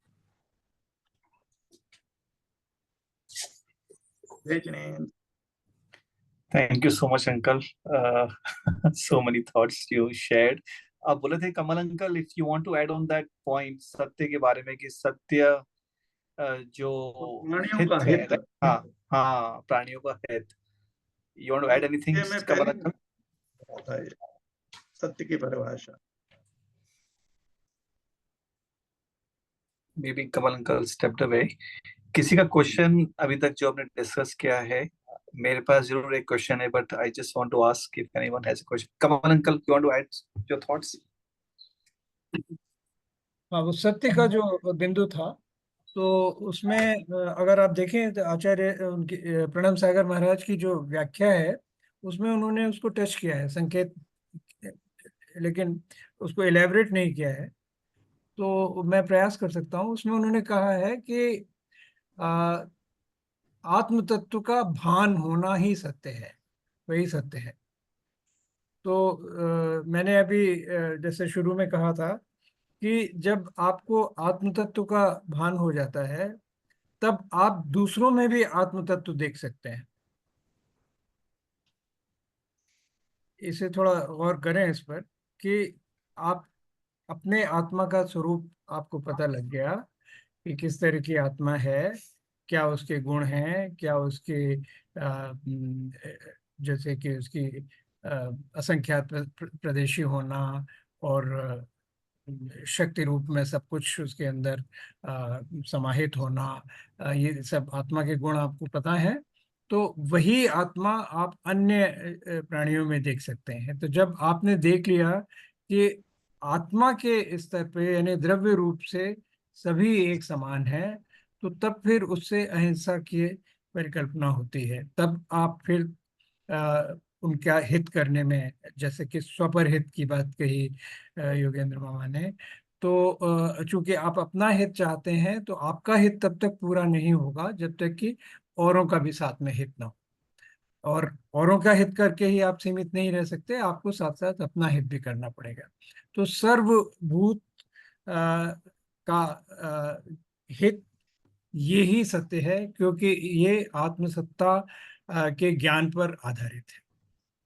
तो ये थोड़ा एब्स्ट्रैक्ट है, लेकिन इसे आप फंडामेंटल लेवल पर ऐसे समझ सकते हैं। तो फिर इसमें आप देखेंगे कि फिर जहां पर भूषण की बात की जा रही है, तो उसमें भूषण में भी फिर सत्य आ जाता है वही फिर घूम के, क्योंकि वो किस पर आधारित है, वो इसी बात पर, इसी रियलाइजेशन पर आधारित है। तो वो वचन, सत्य वचन ही सबसे बड़ा भूषण है, क्योंकि सब सत्य वचन स्वपरहित की परिकल्पना पर आश्रित है।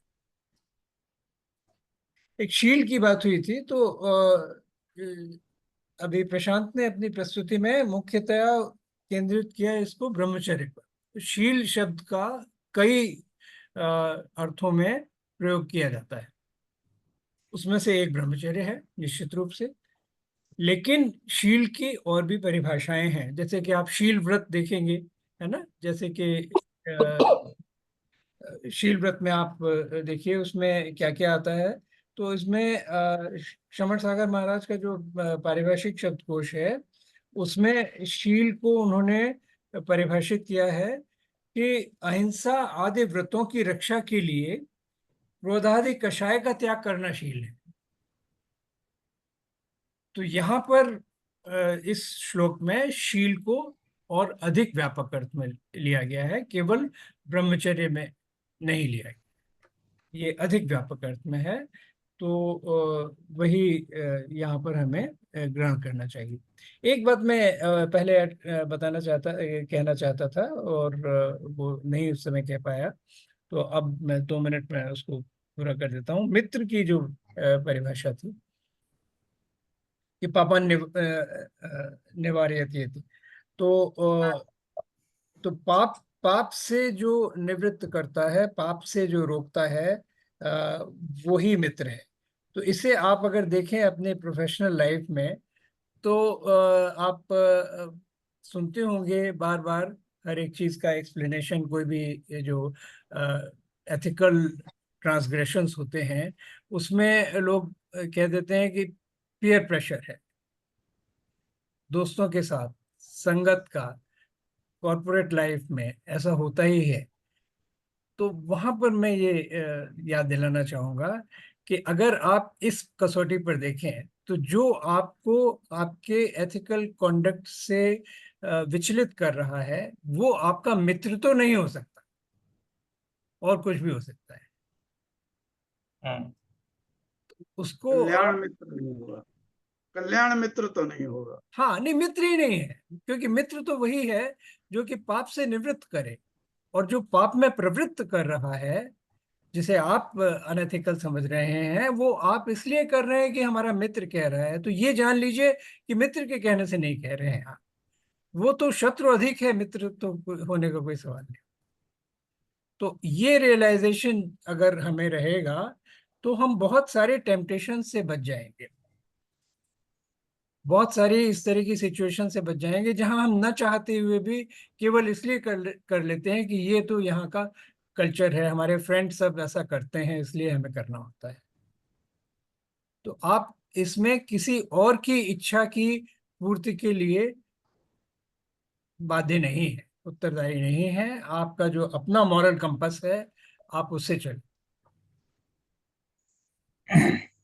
कमल ने बहुत सही पॉइंट बोला, और इसी पे मुझे ध्यान आ रहा है, क्षमा सागर जी महाराज हमेशा कहा करते थे कि ब्रह्मचर्य का मतलब सिर्फ शारीरिक पवित्रता ही नहीं, पांचों इंद्रियों से संबंधित है। और उसको एक एग्जाम्पल से समझाते थे कि तुम परफेक्ट पूरा ब्रह्मचर्य अडॉप्ट कर रहे हो, लेकिन अगर भाई की जेब काट रहे हो, जिस समय तुम्हारे जेब काटने के भाव आए, उसी समय तुम्हारा शील भंग हो गया, ब्रह्मचर्य भंग हो गया। दूसरा एक और इसमें इंपॉर्टेंट पॉइंट ये है कि 7 शील व्रत आपने अणुव्रत ले लिए, पर 7 शील व्रत नहीं लिए, तो आपके गुण स्थान में बढ़ोतरी नहीं होगी। गुण स्थान में बढ़ोतरी तभी होगी जब अणव्रत के साथ जब आप 7 शील व्रत भी लेंगे। जय Jinendra. Thank you so much uncle. I'll ask if anyone has any question. मेरा एक क्वेश्चन था कि आपने एग्जांपल दिया कि गुब्बारा फूला और फट गया तो बड़ा है क्या, तो ये क्वेश्चन आता है कि परिग्रह के बारे में जो हम कर रहे हैं, सब संसारिक कार्यक्रमों में लगे हुए हैं, पराधीनता में लगे हुए हैं, तो ये धन अर्जन का क्या पर्पस होना चाहिए? क्योंकि नीड्स तो सबकी मीट हो गई हैं, वी ऑल आर ब्लेस्ड। तो हम कई लोग ऑफ कोर्स एक थॉट आता है कि हम ये कर रहे हैं कि हम दान दें, लेकिन हम अपने पहले तो हम उसमें पाप करें अपने धन को अर्जन करने में, फिर सोचा कि हम उसको दान देके इसको पूरा, वो तो कभी पूरा हो ही नहीं सकता। तो क्या पर्पस होना चाहिए फॉर अस टू कि हम धन अर्जन के लिए करियर में लगे हुए हैं? हम, मैंने बताया सीईओ है प्रशांत भैया, हम सब अपने अपने या तो मान कशाई को बढ़ा ही रहे हैं, पराधीनता को बढ़ा ही रहे हैं। तो क्या मतलब एक बड़ा practical thing which comes to my mind and many minds actually, I'm sure.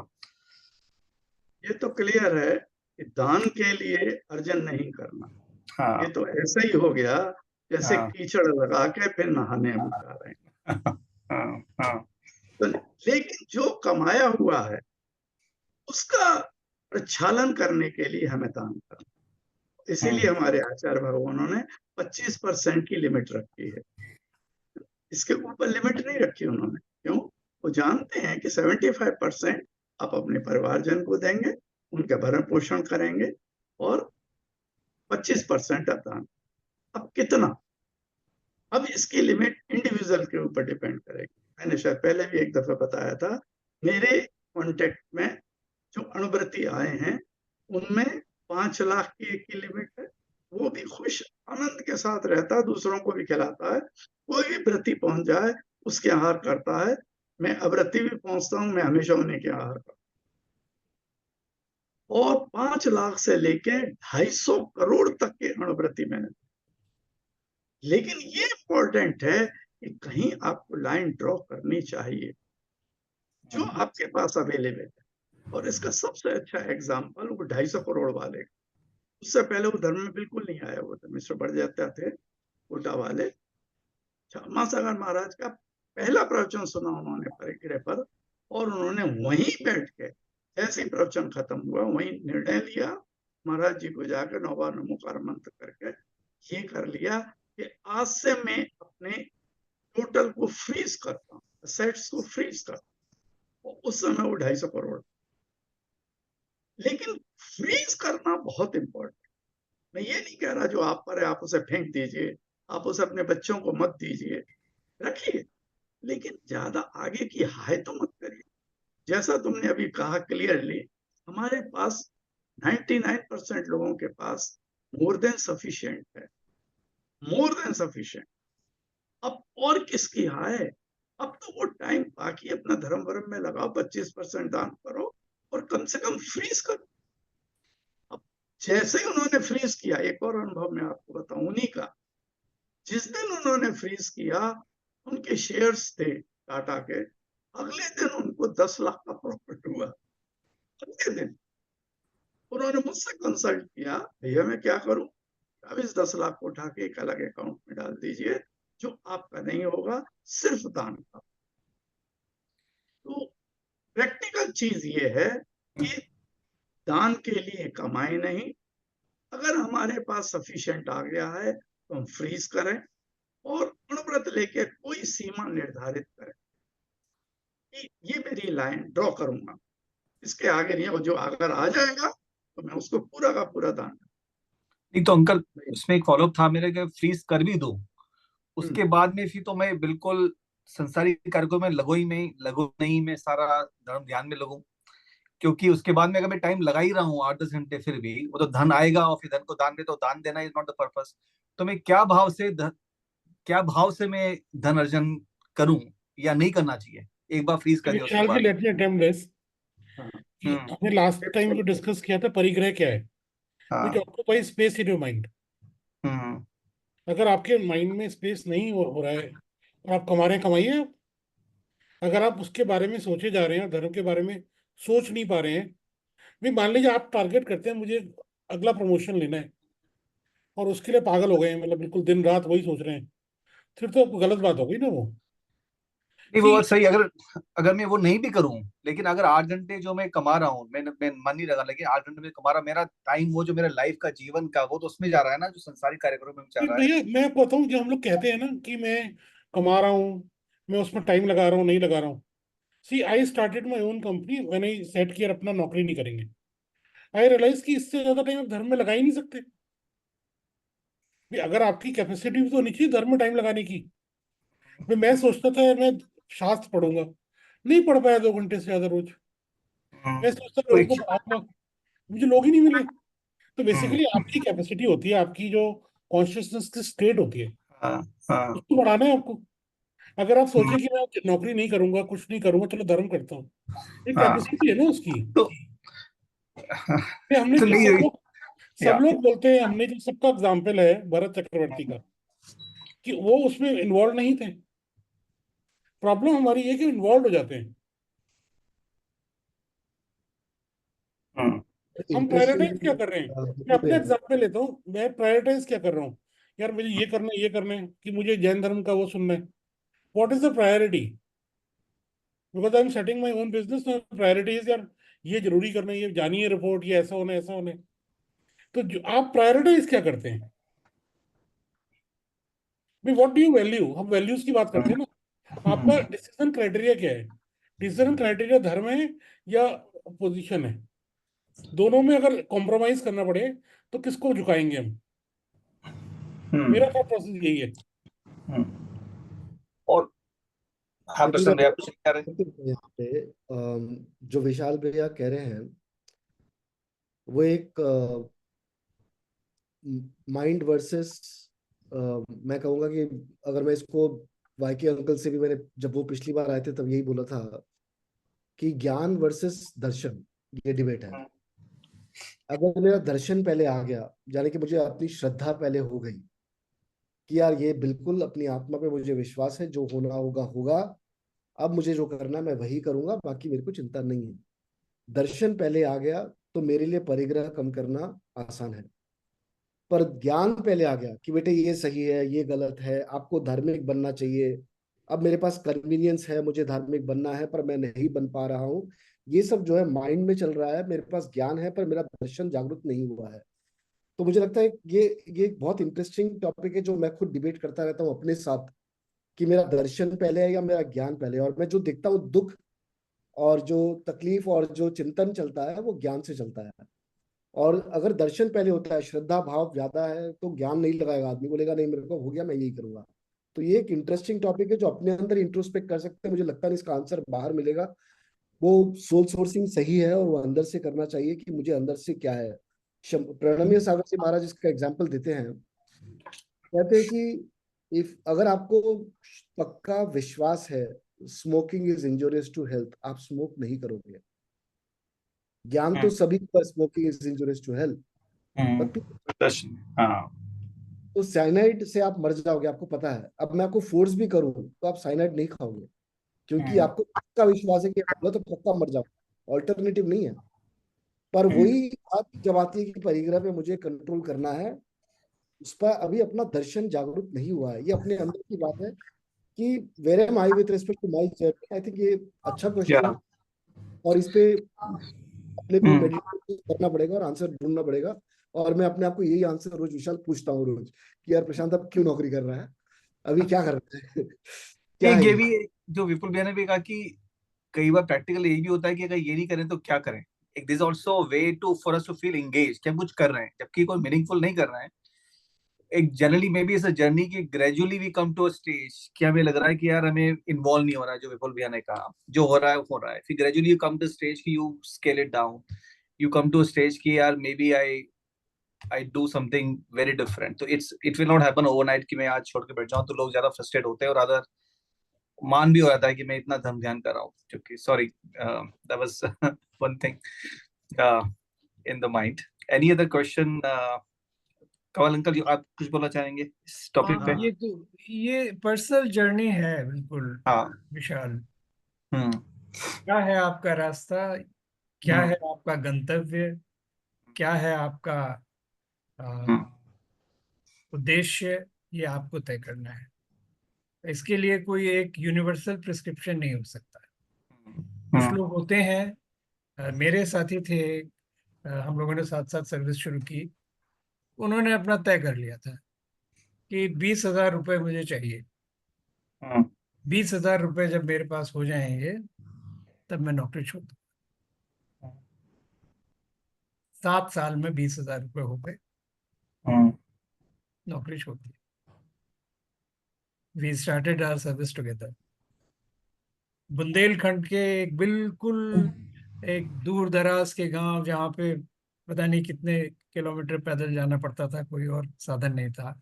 आऊ गांव था बांदा जिले में, उसमें जाके रह गए। Spend 30-40 years of his life there, in spite of all kinds of privations, all kinds of difficulties, all kinds of persecution by vested interests। रहा है। आईआईटी के एक बहुत professor. Ex ex graduate professor Alok Sagar, वो 20 साल से बिल्कुल नंग धड़ंग एक एक से एक कपड़े में साइकिल पे अपना चल के सेवा कर रहे हैं ट्राइबल्स की। तो उनमें आ गई विरक्ति। आप में अगर, जैसा कि प्रशांत ने कहा कि कितना गहरा श्रद्धान है आपको, हो सकता है कि सब कुछ छोड़ दें। नहीं होती, नहीं होती। अगर ये भी उसमें आप देखेंगे कि कितना 4 कक्षाएं होती हैं उसमें, है अनंतानुबंधी, अ, अप्रत्याख्यान, प्रत्याख्यान, ये सब किसका कितना क्षण है, उसके हिसाब से होती है विरक्ति। अगर विरक्ति है तो आप छोड़ जाएंगे सबको, एक झटके में सब छोड़ सकते हैं। तो ऐसा कोई प्रिस्क्रिप्शन हम नहीं सबके लिए दे सकते। करना तो ये अपने आप ही होता है। जहाँ तक ज्ञान और दर्शन की सीक्वेंशियलिटी की बात है, तो पहले तो ज्ञान आवश्यक है। जब तक पता ही नहीं होगा तब तक श्रद्धान किस पर होगा। पहले ज्ञान, फिर जितना ज्ञान है उस पर दृढ़ श्रद्धा।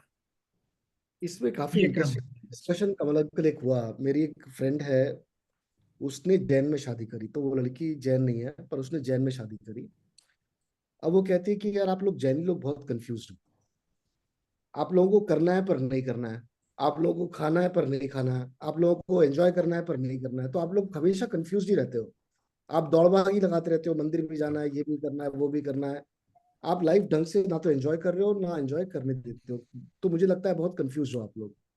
तो एक ये भी एक क्वेश्चन बहुत इंटरेस्टिंग लगा मुझे, उसका पर्सपेक्टिव। जब वो जैन मैरिज करके आई, मैंने कहा चलो तुम्हारा बिलीफ क्या है।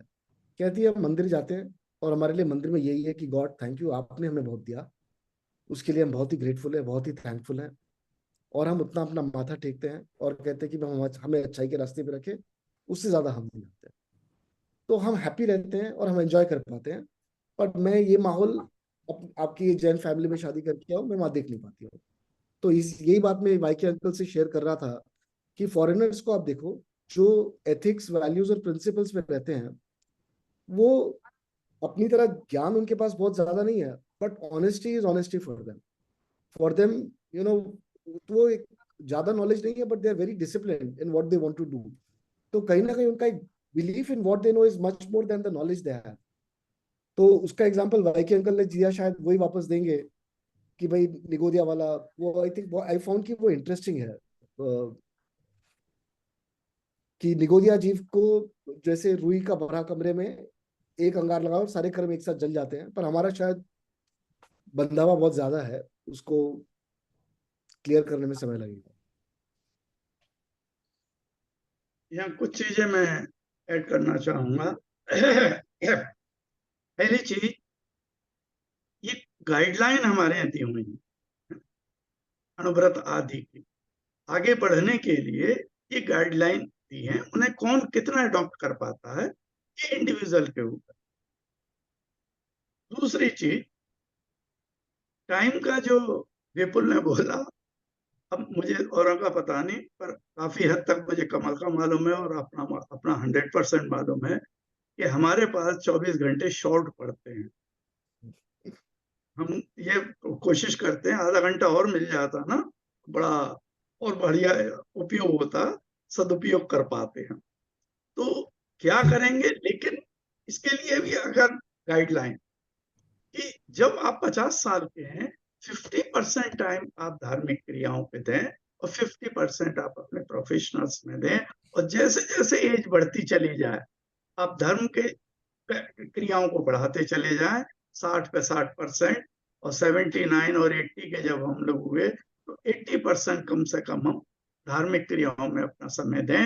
ये धीरे धीरे बढ़ते हुए भी एक गाइडलाइन है कि हम उस पर अचीव कर पाएंगे जो हम चाहते हैं, मन की शांति जिसे मिले। ये तो क्लियर है, मन की शांति हमको नहीं मिल रही है। तभी अभी भाई ने बोला कि क्या करें, समझ नहीं आ रहा। सफिशिएंट है, मोर देन सफिशिएंट है, और अब क्या करें? अब यही करें जो गाइडलाइन अपने यहाँ दी हुई है, एक लिमिट फिक्स करें। और अपन एक तुम्हारा जो पॉइंट था उसका जो नॉन चेन जैन में आई है, तो उसको ये इच्छा निरोध वाला पॉइंट अपन हाईलाइट करेंगे कि हमारे यहाँ जो तुम हो वहीं नहीं रुकना, हमको आगे बढ़ना है। और इच्छाएं तो सबकी होती, मेरी भी। ये मैं प्रैक्टिकल अपना जीवन का बताऊं, अभी माँ को जब कोई चीज मेरी नहीं थाली में आती थी, उन्हें मालूम था कि मुझे पसंद है, तो मुझ पे नाराज होती थी। तुम ईमानदारी से बताओ, तुम्हारी इच्छा थी कि नहीं? नहीं थी। तुमने क्यों नहीं बताया? क्योंकि इच्छा निरोध किया मैंने। इस तरह से अपन आगे बढ़ेंगे। ये सब गाइडलाइन दी हुई है, लेकिन जैसा कमल ने बोला, इंडिविजुअल का अपना अपना होता है। वो लंगोटी में वहां घूम रहे हैं भाई, हमारे दिगंबर मुनि जीरो में घूम रहे हैं, और हम लोग इतना पाके भी अभी छोड़ नहीं पा रहे हैं, कम नहीं कर पा रहे हैं, लाइन ड्रॉ नहीं कर पा रहे हैं। ये तो सब इंडिविजुअल का, लेकिन गाइडलाइंस अवेलेबल हैं कि हमको शांति की तरफ कैसे बढ़ाएं। जय Jinendra. Thank you, uncle. Any other question anyone has? Godwin Salgia ji आए हैं, he is from Bombay, he is in Centurion, he is a very senior person in that organization. मेरे जिया जी भी हैं वो। अच्छा अच्छा अच्छा, जय जिनेन्द्र, वेलकम आपका सालिया जी। एनी जय थॉट्स जिनेन्द्र। आपके कुछ विचार? नहीं, मैं तो ज्वाइन हुआ और काफी आनंद आ रहा है, मतलब काफी नॉलेज भी मिल रहा है और हाँ, एक सत्संग अच्छा हो गया, काफी चीजें काफी क्लियर भी होती जा रही है। तो ओके, थैंक प्रश्न यू कुछ नहीं है, अभी इनपुट्स है काफी।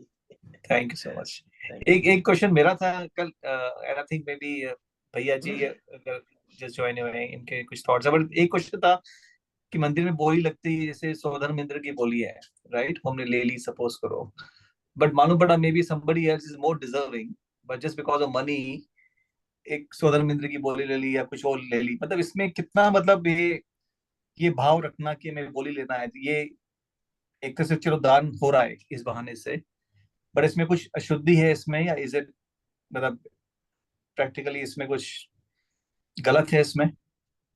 देखिए, पैसा तो चाहिए बंधु, नहीं जीवन को मैनेजमेंट के लिए। मैं भी मेरी भावना रखूं फिर आप जवाब देना। मेरे मन में, मैं आपको एक प्रैक्टिकल एग्जांपल बताता हूँ। पुणे में मंदिर में गया, और पुणे मंदिर में मेरे एक साधु भाई रहते हैं, उनके साथ में अभिषेक करने गया। वहां पे शांति धारा की बोली चल रही थी और वो बोली 900 1100 ऐसे अमाउंट पे चल रही थी। मुझे ये क्या अमाउंट है यार, चलो 2500 मैंने बोली ले ली। अब वो बोली लेने के बाद वहां का जो कर्मचारी था, उसकी कुछ स्पेशल ओकेजन थी, उसके पास उतने पैसे नहीं थे, वो बेचारा बोली ले नहीं पाया और उसको बड़ा दुख हुआ। वो फिर भी वो दान करने लगा। तब मुझे लगा कि यार ये मैंने बहुत गलत कर दिया। फिर मैंने उसको आगे किया कि नहीं भैया आप ही ले लीजिए। और उसके बाद मुझे लगा कि यार ये बोली का सिस्टम जो है ना, ये शायद ठीक नहीं है। मेरे पास पैसे उतरे थे, मेरी कैपेसिटी थी, मैंने उसको दबा दिया और ये कहीं ना कहीं पावर गेम हो गया और भाव शायद गलत हो गए। और जो जो तो मुझे वो सिस्टम फेयर नहीं लगा कि ये बोली का सिस्टम जो है, पैसे की बात ठीक है, पैसे की अगर रिक्वायरमेंट ट्रांसपेरेंटली प्रोजेक्ट 5 करोड़ का है तो आप बताइए मुझे 5 करोड़ की आवश्यकता है और ये व्यवस्था है और आप सभी को अवसर दिया जाएगा, नाम लिखाइए। मुझे लगता है कि ये ट्रांसपेरेंसी से भी काम हो सकता है। और बोली लगाने में कहीं ना कहीं एक पावर और क्षमता का गेम आ जाता है और मेरे भी भाव बिगड़ते हैं। तो मैंने तो नियम नहीं लिया है, पर सोच लिया कि अब मैं बोली नहीं लूंगा, तो भले ही कुछ भी हो जाए। तो ये मेरे भी मन में बहुत स्ट्रांगली चल रहा है। ये प्रशांत भैया, आप जो बात बोल रहे हैं ना, मेरा भी नियम है, बोली लेता नहीं हूँ। मतलब, और मेरी वाइफ इससे बड़ी नाराज रहती है। तो मैंने काफी साल पहले एक आर्टिकल पढ़ा था टाइम्स ऑफ इंडिया में कि 16वीं सेंचुरी में जैन टेम्पल्स की हालत ये हो गई थी कि उनको साफ करने के पैसे नहीं थे। तब ये बोली का शुरू हुआ।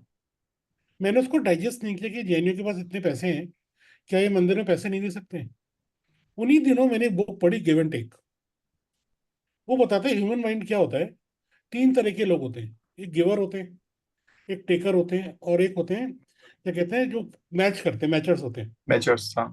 है ना, आपने ही पढ़े होगा भैया का, मैंने शायद कमेंट देखा था Facebook पे। तो उसमें क्या है, जो गिवर हैं वो देना चाहते हैं, लेकिन उनसे मांगा जाना चाहिए। वो अपने आप आके इनिशिएट नहीं करेंगे। जो टेकर्स होते हैं, जब गिवर दे देते हैं तो वो इसलिए देते हैं कि हम नीचे ना हो जाए। और मैचर्स हमेशा मैच करेंगे। तो ये बात तो पक्की है, अगर आपको पैसे निकलवाने हैं तो बोली लगानी पड़ेगी और नाम लिखना पड़ेगा, नहीं तो पैसे नहीं आएंगे। मेरा कमिटमेंट ये, मैं बोलता हूँ हमेशा, मैं अपने घर में भी बोलता हूँ, लोग मुझे गालियां देते हैं। अगर आपने बोली ली है और आपने बोला 10,000 की बोली है मेरी, और बोली 15,000 में छूट गई, तो आपको 10,000 रुपये दान में देने पड़ेंगे। आपने तो कमिट किया था ना। अब आप पीछे कैसे हट गए? ये कोई गेम थोड़ी ना चल रहा है भाई। You committed some amount, now you pay it. तो ये हम लोग का क्या है, बोली लेते क्यों है? हम बोली इससे लेते हैं कि विन करें, कि हम अपने आप को, हमारा मान बढ़े समाज में, कि बोली हम ही लेते हैं। फिर मेरे इतने सारे फ्रेंड्स का, मुझे जानने वाले हैं, वो कहते हैं ऐसा हो नहीं सकता, हमसे कोई बड़ी बोली ले ले। मैंने बोली होते हुए देखी है कुछ मंदिरों में, मुझे बड़ा अजीब लगा। मतलब जो पंडित जी है वो बोली लगवा रहे हैं, बोल रहे हैं जो बोली नहीं ले रहा है वो उस डॉग के समान है जो आके मूर्ति देख रहा है। और बड़े मंदिर में हुआ ही, तो आई वॉज सरप्राइज। तो मुझे इतना शौक लगा, मैंने कहा आज के बाद I will never participate in the बोली। मुझे आपको दान देने दीजिए आप। अब हम लोग बोली क्यों लेते हैं? हम इसलिए लेते हैं कि हम औरों से बड़े हैं। इसलिए थोड़ा लेते हैं भाई, आपको शांति धारा करनी है, आप 5 मिनट बात कर लीजिए। क्या भगवान की शांति धारा करने में, सेकंड नंबर में करने में या 9th नंबर करने में आपका पुण्य कम हो जाएगा? आपको पहले नंबर पे क्यों करनी है? और आज ऐसे हमारे भगवान का, हम तो वितरागी भगवान है, हम ऐसा क्यों करना चाहते हैं? भाई एक मेथड है पैसे जमा करने का, और हम सोच रहे हैं कि हमें ज्यादा पुण्य मिलेगा, हम ज्यादा देंगे, हमारा नाम हो जाएगा, नाम लिखा जाएगा, समाज में इज्जत हो जाएगी। यही कर रहे हैं ना। मैं आपको बड़ा एक एग्जाम्पल बताता हूँ, लखनऊ के जैन मंदिर में यहाँ तक नौबत आ गई कि मायावती को बुला लें एक बार। क्योंकि जो वहाँ पे लीडर थे वो लोकल एमपी से बड़ी दोस्ती थी उनकी। तो मैं हैरान था कि यार ये क्या हो रहा है, मतलब कि आपको, मतलब क्योंकि आपके पास पैसा, किसी को बुलाने को रेडी हो जाए। तो हम लोग क्या करते हैं, अपने आप को वन अप प्रूव करने के लिए, मंदिर इज द बेस्ट प्लेस। जितने भी लोग करप्ट हैं उनको अपने धन को शुद्ध कराना है, तो मंदिर में आके बोली लो। और उनकी सब इज्जत करते हैं। कोई भी ये चेक नहीं करते पैसा लाए कहां से थे। Nobody is checking it, कि इनका पैसा कितनी ईमानदारी का है, कितने करप्शन का है। तो सब हमारा सिस्टम ऐसा बन गया है, जिसके पास ज्यादा पैसे हैं उसको हम विनर मानते हैं। और दूसरा हमारा कॉन्सेप्ट ही खराब है कि अगर हम ज्यादा पुण्य आत्मा है तो हम ज्यादा सक्सेसफुल होंगे। हाँ, कहीं हमारा कॉन्सेप्ट गड़बड़ा गया है। इवन मैं हाँ, कैनियन के फोरम में भी देखता हूँ, इंट्रोडक्शन क्या होता है, ये फिजिक, ये वो वर्डली किस पोजीशन में? हाँ, हमारा इंट्रोडक्शन यही है ना, जब हम नीचे छापते हैं IIT Roorkee, father IIT Roorkee, तो फिर घर में आए मेरे पिताजी चपरासी होते तो क्या हो जाता? हम क्या कर रहे हैं? समहाउ हमें ये समझ आ गया है कि ये क्रिश्चियनिटी में भी यही है ना, कि अगर आप ज्यादा, आपके ऊपर भगवान की वो है, क्या कहते हैं, कृपा है, तो आप ज्यादा अमीर होंगे, आप ज्यादा सक्सेसफुल होंगे। हम उसको कोरिलेट करके बैठ गए। मैं डॉक्टर कुसुम जैन का एक बार सुन रहा था, हम सत्यमेव जयते बोलते हैं ना, सत्य की विजय होती है। हम उल्टा मार गए, जिसकी विजय हो रही है वो सत्य है। अगर आप देखिए, आप किसी हाँ, नेता को जाते हुए देखिए, हाँ, जब कौन सा ही नेता था जिसको जेल में डाला था, रहीम क्या नाम था, I was sitting in the cafeteria, लोग कह रहे क्या जलवा है, कितनी सारी SUVs जा रही है। आई नो, मतलब I will not name the Maharaj ji, neither I should. उनका लखनऊ से कानपुर जाना था, तो ही आस्क्ड फॉर, मुझे 100 SUVs चाहिए। और किसी ने अपनी छोटी गाड़ी भेज दी, उनको डांट पड़ी कि तुमने अपनी गाड़ी क्यों नहीं भेजी, कैब क्यों भेज दी, I am privy of this. So, तो हम लोग क्या कर रहे हैं? हम लोग का स्टेटस यही हो गया ना, कि आपकी वर्ल्डली पोजीशन क्या है, आपका ये क्या है। भी आज मैं मेरा कजन है, उनके ग्रैंडसन का इस बार IAS में 35th रैंक आ गई। उनको कोई पूछता नहीं था, ही वॉज फ्रॉम विलेज। आज सब लोग ये तो हो क्या रहा है ये? तो बेसिकली हमने सक्सेस का रिलेशन पुण्य से बना लिया है। हम ये नहीं मान रहे कि पुराने कर्मा के कारण आ रही है सक्सेस। तो मेरा जो Viking Girl, या कमल अंकल, एनी थॉट्स अबाउट बोली? नहीं, आई थिंक मैं दो तो तीन चीजें हैं। हाँ, मैं मैं मैं सिर्फ एक पॉइंट कहूंगा कि व्यवस्था के लिए बोलियां की जाती हैं, हालांकि हमारा दुर्भाग्य है, और ज्यादातर इसमें एम की पुष्टि होती है। और दुर्भाग्य ये है कि अगर ये नहीं किया जाए, नाम उनका न लिया जाए, तो जैसा अभी विपुल ने कहा, वो झाड़ू लगाने की प्रॉब्लम आ जाएगी, उसकी भी हम व्यवस्था नहीं कर पाएंगे। और सही तरीका जैसा विपुल ने ही कहा, तो इस तरह के तमाम लोग करते हैं। मैं भी ये कोशिश करता हूँ कि अब मैं अपनी सीमा बांध के जाता हूँ, आज मुझे इतनी पैसे की या तो बोली लेना या दान करना, वहां तक मैं जाऊंगा। लेकिन अगर बोली आगे चली जाएगी, मैं और खुश कि मंदिर के लिए इतना ज्यादा पैसा मिला, लेकिन मैं उतना पैसा वहां डिपॉजिट करके आऊं, क्योंकि मंदिर की व्यवस्थाएं भी करना बहुत जरूरी है। वरना हम लोगों की ऐसी मेंटेलिटी खराब हो गई है कि हम पैसे निकालते नहीं जब तक हमारा नाम वहां दिया ना जाए। कुछ लोगों को छोड़ दें अपन, और अपन उन लोगों की बात कर रहे हैं, मेजोरिटी की बात अगर अपन करें, तो उनके लिए व्यवस्था बनानी पड़ेगी। और इसीलिए ये सब चीजें चल रही हैं। पर ये दुर्भाग्य है, ये भी सही। मैं समझता हूँ कि मेंटेलिटी अगर खराब है तो उसको सुधारने का प्रयास किया जाना चाहिए। ये जो परंपरा है, ये कुप्रथा मैं कहूँगा, ये केवल दिगंबरों में है, और जो हाँ, जैन आमनाएं हैं उनमें नहीं है। और इससे हमें बहुत हास्यास्पद स्थिति हो जाती है हमारी, किसी को बताने में कि क्यों हमारे यहाँ होता है, कैसे होता है।